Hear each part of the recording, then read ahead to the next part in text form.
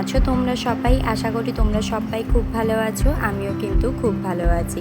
তো তোমাদের সবাইকে সাথে নিয়ে চলে এলাম আবার একটা নতুন ভিডিও নিয়ে। তো আমার চ্যানেল, তো আমার স্বপ্নের সংসারে তোমাদের সবাইকে স্বাগত। তো তোমাদের সবাইকে সাথে নিয়ে চলো আজকের ভিডিওটা শুরু করা যাক। তো আজকের বারটি হচ্ছে শনিবার আর এখন বাজে সকাল 8টা। তো ঘুম থেকে উঠেই কিন্তু প্রথমে আজকে সোনা পাপার জল, ফ্লাক্সের গরম জল এই দুটোই কিন্তু আজকে রেডি করেছি। কারণ তোমাদের দাদাভাই আজকে হচ্ছে অফিসে যাবে না, মানে ওর ছুটি আছে, ও নিজেই ছুটি দিয়েছে। তো তাই কিন্তু আজকে সমস্ত কিছুটা একটু দেরি করে হবে। তাই সকালে উঠে আগে জলটা রেডি করে রেখে দিয়ে এখন সোনা পাপাকে হচ্ছে গিয়ে ব্রাশ করাচ্ছি। তো আগের দিন রাত্রে কিন্তু সোনা পাপা ভীষণ রাত করে ঘুমিয়েছিল, মানে ওই 1টা নাগাদ রাত করে ঘুমিয়েছে। তারও একটা কারণ আছে, কারণ সন্ধ্যাবেলা ও হচ্ছে গিয়ে দোলা টাঙিয়ে দিতে বলছিল। তো দোলাটা টাঙিয়ে দেওয়ার পরে না ও দোলাতেই ঘুমিয়ে পড়েছিল, তাই রাতে একটু দেরি করেই ঘুমিয়েছে। তাই সকালেও উঠতে আমার দেরি হয়ে গেছে। তো ওখানে সোনা পাপাকে ব্রাশ করাতে দিয়ে এসে আমি নিজেও ব্রাশ করছি, সাথে ভাবলাম জামা কাপড়গুলোও সার্ফে চাপিয়ে রেখে দিই। তো দেখতেই পাচ্ছ কী পরিমাণ জামা কাপড় আজকে বেরিয়েছে, অনেকটা জামা কাপড় বেরিয়েছে। তো সমস্ত জামা কাপড়গুলোকে সার্ফে যদি চাপিয়ে রাখি তাহলে কিন্তু কেচে ধুয়ে শুকাতে খুব একটা বেশি টাইম লাগবে না। কারণ একটুখানি যদি সার্ফে চাপিয়ে রেখে দেওয়া হয় তাহলে ময়লাটা কিন্তু এমনিতেই ছেড়ে যায়, গায়ে খুব একটা জোর খাটিয়ে আবার ময়লা তোলার দরকার হয় না। তো এখানে দেখো আমি কিন্তু সমস্ত জামা কাপড় যেগুলো আছে সব কিছু জলে হচ্ছে গিয়ে সার্ফে চুবিয়ে দিচ্ছি। আর তোমাদের দাদাভাইয়ের মজাগুলো না ও যেমন করে খুলে রাখে ওরকম গোল মতো পাকিয়েই ফেলে রাখে, ওটাকে আর সোজা করে না। তো যখন আমি জামা কাপড় কাচতে আছি ওগুলোকে হচ্ছে গিয়ে সোজা করে দিতে হয়। তো এখন এই কালো গামলাটা একটা ঢাকা দিয়ে রেখে দিচ্ছি, কারণ এই কলতলাটা তো সবাই ব্যবহার করে। তো কেউ বাসন ধুতে আসে বা কেউ হাত পা ধুতে, তো নোংরা জলগুলো বালতিতে ছিটকবে, তাই ওই কালো গামলাটা হচ্ছে গিয়ে আমি ঢাকা দিয়ে দিই। আর এদিকে দেখো ওখানে জামা কাপড়গুলো সমস্ত কিছু রেখে দিয়ে আমি এখন ব্রাশটা করে নিচ্ছি, মানে ব্রাশ করা আমার অলরেডি কমপ্লিট হয়ে গেছে।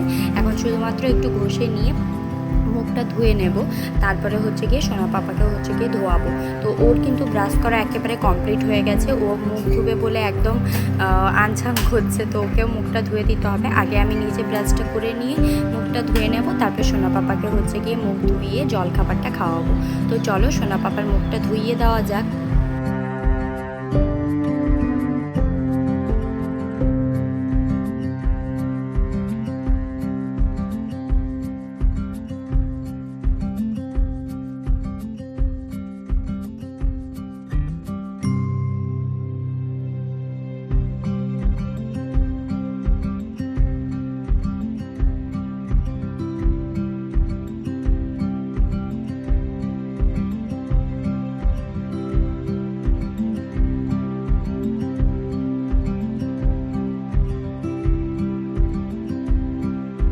তো আমার মুখ ধোয়া কিন্তু কমপ্লিট হয়ে গেছে। এখন এই যে সোনা পাপা তো একা একাই ব্রাশ করেছিল, আজকে আমি ওকে ব্রাশ করিয়ে দিইনি, মানে ও নিজেই জেদ করছিল যে আমি করিয়ে দিলে করবে না, ও নিজেই করবে।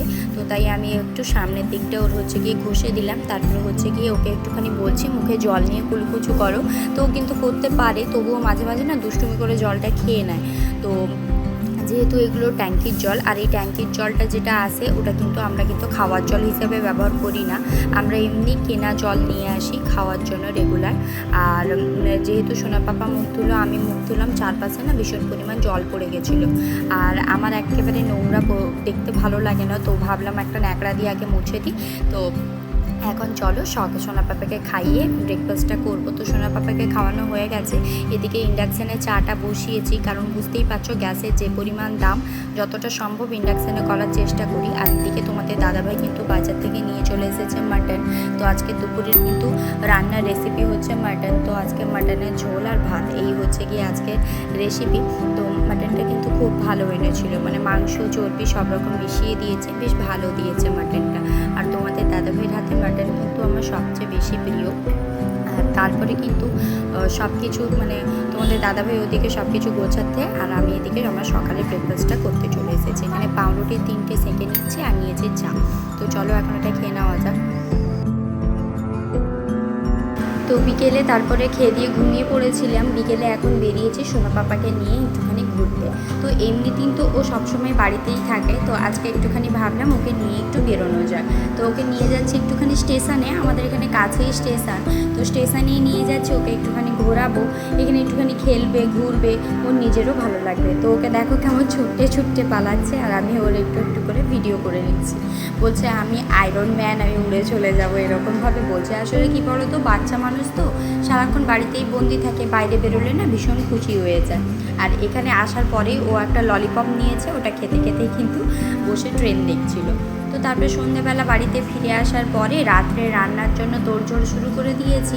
আর এখানে রাতের কিন্তু আজকে রান্না তেমন কিছু নেই, তবুও আছে বলতে গেলে। এখানে করব হচ্ছে কি ঘুগনি, তো ঘুগনি বানাবো, আর করব হচ্ছে সাথে বেগুনি।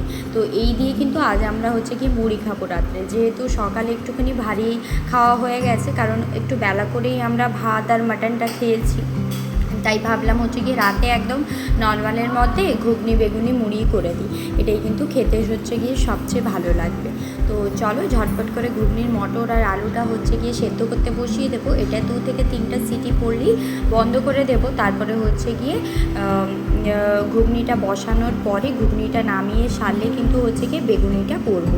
তো চলো ঝটপট করে আগে মটরটা সেদ্ধ করে নেওয়া যাক।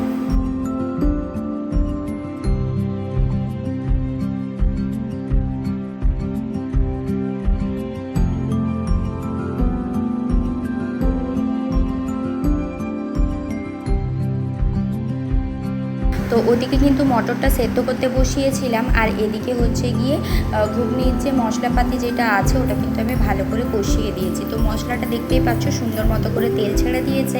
এখন এই যে সেদ্ধ আলু আর মটরটা এতে অ্যাড করে দেবো, মানে ঢেলে দেবো। তারপরে হচ্ছে কি একটু নাড়িয়ে চাড়িয়ে লবণটা চেক করে নামিয়ে নিলেই কিন্তু হয়ে যাবে। মানে একটু ভালো করে ফুটিয়ে নিতে হবে। ঘুগনির তো আর তেমন কোনো তোড়জোড় থাকে না, শুধুমাত্র আলু আর মটরটা সেদ্ধ করে নিলেই ঝামেলা শেষ হয়ে যায়। তো চলো এখন এটা হচ্ছে মশলার সঙ্গে ভালো মতন করে মিশিয়ে নিই। তারপরে হচ্ছে গিয়ে 5 মিনিট মতো ফুটিয়ে নেব, ফুটিয়ে লবণটা চেক করে একটু গরম মশলা ছড়িয়ে নামিয়ে নেব। তাহলেই কিন্তু আমাদের টেস্টি টেস্টি ঘুগনি হচ্ছে গিয়ে হয়ে যাবে। তো ঘুগনিটা নামানোর পরে এখন হচ্ছে গিয়ে বেগুনের ব্যাটারটা রেডি করে নিয়েছিলাম। এখন হচ্ছে গিয়ে বেগুনগুলো কিন্তু আমি বড় বড়ই রেখেছি, ছোটো করিনি, একদম বড় বড় বেগুনি আজকে হচ্ছে গিয়ে ভাজবো। তো দেখো প্রথমটা তো দিয়ে দিয়েছি, আর বেগুনিতে কিন্তু আমি খাওয়া সোডা ইউজ করি না, খাওয়া সোডার পরিবর্তে একটু গরম তেল হচ্ছে গিয়ে অ্যাড করে দিই, তাহলে কিন্তু বেশ মুচমুচে হয় বেগুনিটা। তোমরাও প্লিজ টিপসটা অ্যাড করে দেখবে, অবশ্যই ভালো হবে। তো রাত্রের এই যে আমার রেসিপি নিয়ে চলে এসেছি। তো আজকের ভিডিওটা এখানেই শেষ করছি।